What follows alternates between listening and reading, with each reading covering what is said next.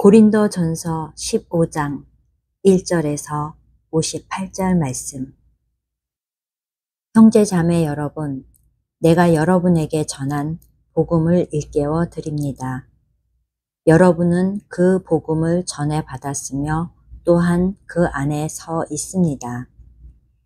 내가 여러분에게 복음으로 전해드린 말씀을 헛되이 믿지 않고 그것을 굳게 잡고 있으면 그 복음을 통하여 여러분도 구원을 얻을 것입니다.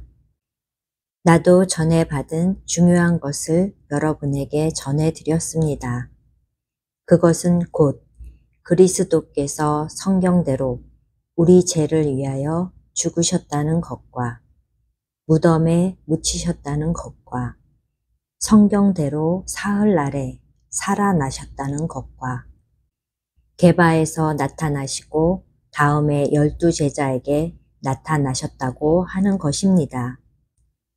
그 후에 그리스도께서는 한 번에 500명이 넘는 형제 자매들에게 나타나셨는데 그 가운데 더러는 세상을 떠났지만 대다수는 지금도 살아 있습니다. 다음에 야고보에게 나타나시고 그 다음에 모든 사도들에게 나타나셨습니다. 그런데 맨 나중에 달이 차지 못하여 난 자와 같은 나에게도 나타나셨습니다. 나는 사도들 가운데서 가장 작은 사도입니다. 나는 사도라고 불릴 만한 자격도 없습니다. 그것은 내가 하나님의 교회를 박해했기 때문입니다. 그러나 나는 하나님의 은혜로 오늘의 내가 되었습니다. 나에게 베풀어 주신 하나님의 은혜는 헛되지 않았습니다. 나는 사도들 가운데 어느 누구보다도 더 열심히 일하였습니다. 그러나 이렇게 한 것은 내가 아니라 나와 함께 하신 하나님의 은혜입니다.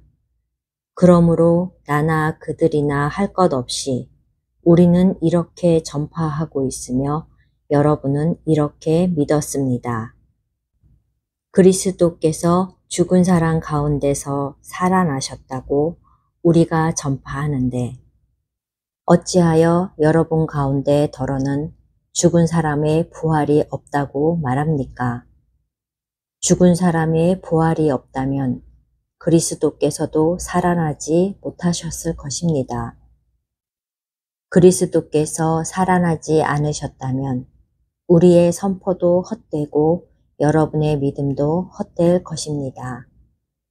우리는 또한 하나님을 거짓되이 증언하는 자로 판명될 것입니다. 그것은 죽은 사람이 살아나는 일이 정말로 없다면 하나님께서 그리스도를 살리지 아니하셨을 터인데도 하나님께서 그리스도를 살리셨다고 하나님에 대하여 우리가 증언했기 때문입니다. 죽은 사람들이 살아나는 일이 없다면 그리스도께서 살아나신 일도 없었을 것입니다. 그리스도께서 살아나지 않으셨다면 여러분의 믿음은 헛된 것이 되고 여러분은 아직도 죄 가운데 있을 것입니다. 그리고 그리스도 안에서 잠든 사람들도 멸망했을 것입니다. 그리스도 안에서 우리가 바라는 것이 이 세상에만 해당되는 것이라면 우리는 모든 사람 가운데서 가장 불쌍한 사람일 것입니다. 그러나 이제 그리스도께서는 죽은 사람들 가운데서 살아나셔서 잠든 사람들의 첫 열매가 되셨습니다. 한 사람으로 말미암아 죽음이 들어왔으니 또한 한 사람으로 말미암아 죽은 사람의 부활도 옵니다. 아담 안에서 모든 사람이 죽는 것과 같이 그리스도 안에서 모든 사람이 살아나게 될 것입니다. 그러나 각각 제 차례대로 그렇게 될 것입니다.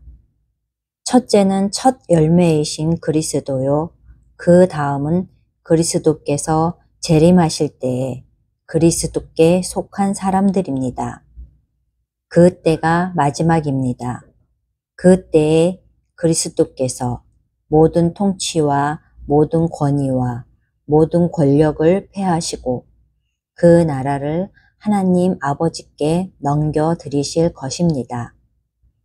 하나님께서 모든 원수를 그리스도의 발 아래에 두실 때까지 그리스도께서 다스리셔야 합니다.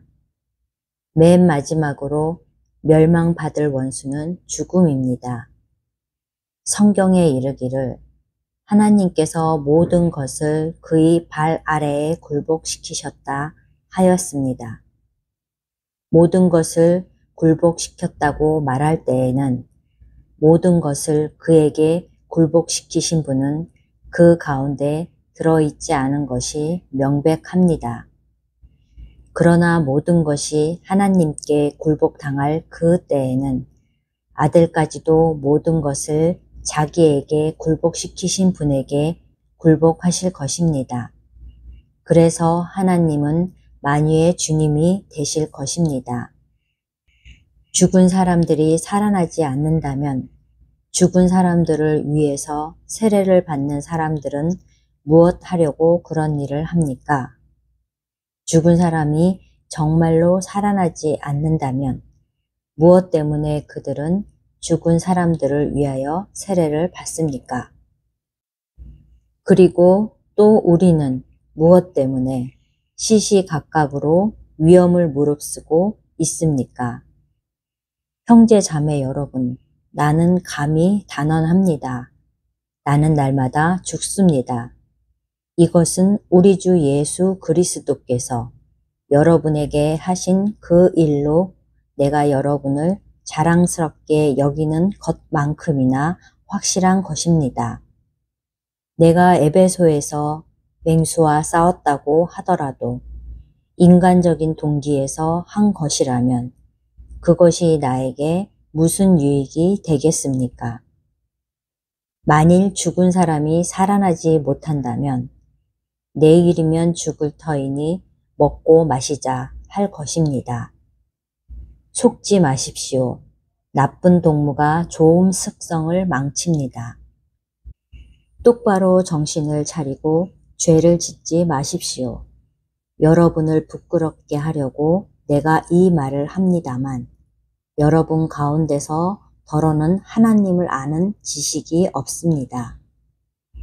그러나 죽은 사람이 어떻게 살아나면 그들은 어떤 몸으로 옵니까? 하고 묻는 사람이 있을 것입니다. 어리석은 사람이요. 그대가 뿌리는 씨는 죽지 않고서는 살아나지 못합니다. 그리고 그대가 뿌리는 것은 장차 생겨날 몸 그 자체가 아닙니다. 밀이든지 그 밖에 어떤 곡식이든지 다만 씨앗을 뿌리는 것입니다. 그러나 하나님께서는 원하시는 대로 그 씨앗에 몸을 주시고 그 하나하나의 씨앗에 각기 고유한 몸을 주십니다. 모든 것이 똑같은 살은 아닙니다. 사람의 살도 있고 짐승의 살도 있고 새의 살도 있고 물고기의 살도 있습니다. 하늘에 속한 몸도 있고 땅에 속한 몸도 있습니다. 하늘에 속한 몸들의 영광과 땅에 속한 몸들의 영광이 저마다 다릅니다. 해의 영광이 다르고 달의 영광이 다르고 별들의 영광이 다릅니다. 별마다 영광이 다릅니다. 죽은 사람들의 부활도 이와 같습니다. 썩을 것으로 심는데 썩지 않을 것으로 살아납니다. 비천한 것으로 심는데 영광스러운 것으로 살아납니다. 약한 것으로 심는데 강한 것으로 살아납니다. 자연적인 몸으로 심는데 신령한 몸으로 살아납니다. 자연적인 몸이 있으면 신령한 몸도 있습니다. 성경에 첫사람 아담은 산 영이 되었다고 기록한 바와 같이 마지막 아담은 생명을 주시는 영이 되셨습니다. 그러나 신령한 것이 먼저가 아닙니다. 자연적인 것이 먼저요. 그 다음이 신령한 것입니다. 첫 사람은 땅에서 났으므로 흙으로 되어 있지만 둘째 사람은 하늘에서 났습니다. 흙으로 빚은 그 사람과 같이 흙으로 되어 있는 사람들이 그러하고 하늘에 속한 그 분과 같이 하늘에 속한 사람들이 그러합니다. 흙으로 빚은 그 사람의 형상을 우리가 입은 것과 같이 우리는 또한 하늘에 속한 그분의 형상을 입을 것입니다. 형제 자매 여러분, 내가 말하려는 것은 이것입니다. 살과 피는 하나님 나라를 유산으로 받을 수 없고 썩을 것은 썩지 않을 것을 유산으로 받지 못합니다. 보십시오. 내가 여러분에게 비밀을 하나 말씀드리겠습니다. 우리가 다 잠들 것이 아니라 다 변화할 터인데 마지막 나팔이 울릴 때에 눈 깜빡할 사이에 호련히 그렇게 될 것입니다. 나팔 소리가 나면 죽은 사람은 썩어 없어지지 않을 몸으로 살아나고 우리는 변화할 것입니다. 썩을 몸이 썩지 않을 것을 입어야 하고 죽을 몸이 죽지 않을 것을 입어야 합니다. 썩을 이 몸이 썩지 않을 것을 입고 죽을 이 몸이 죽지 않을 것을 입을 그때에 이렇게 기록한 성경 말씀이 이루어질 것입니다. 죽음을 삼키고서 승리를 얻었다. 죽음아, 너의 승리가 어디에 있느냐? 죽음아, 너의 독침이 어디에 있느냐? 죽음의 독침은 죄요, 죄의 권세는 율법입니다. 그러나 우리 주 예수 그리스도를 통하여 우리에게 승리를 주시는 하나님께 우리는 감사를 드립니다. 그러므로 나의 사랑하는 형제 자매 여러분, 굳게 서서 흔들리지 말고 주님의 일을 더욱 많이 하십시오. 여러분이 아는 대로 여러분의 수고가 주님 안에서 헛되지 않습니다.